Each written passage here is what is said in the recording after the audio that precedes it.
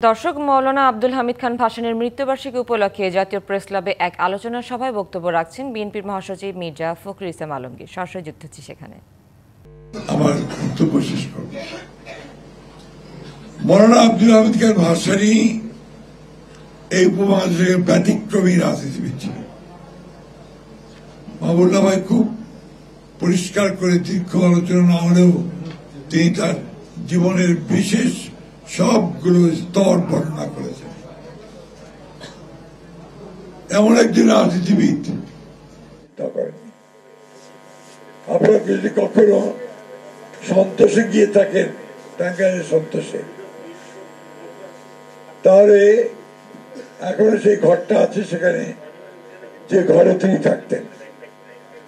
সে ঘরটি ছিল একটা বাঁশের তৈরি করা চাটাই দিয়ে, আর তার বিছানা ছিল একটা কাঠের, আমরা দেখে বলি চৌকি,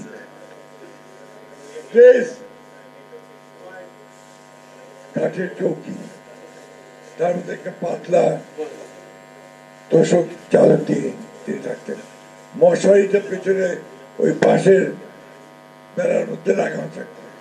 এই দৃশ্য যারা দেখেননি তারা চিন্তা করতে পারবেন। স্কিন শুষ্ক রুক্ষ হয়ে যাবে বলে কি বাইরে যাবে না? জাস্ট 1 2 3 4 করো, স্কিনটাকে রিভাইভ করো।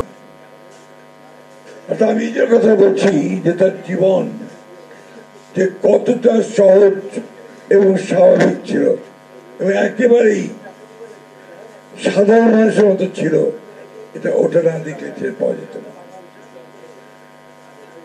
এই মানুষটি তার সারাটা জীবন এই দেশের কৃষক, শ্রমিক, কামার, কুমোর, মেহনতি মানুষের জন্য সংগ্রাম করেছেন, লড়াই করেছেন।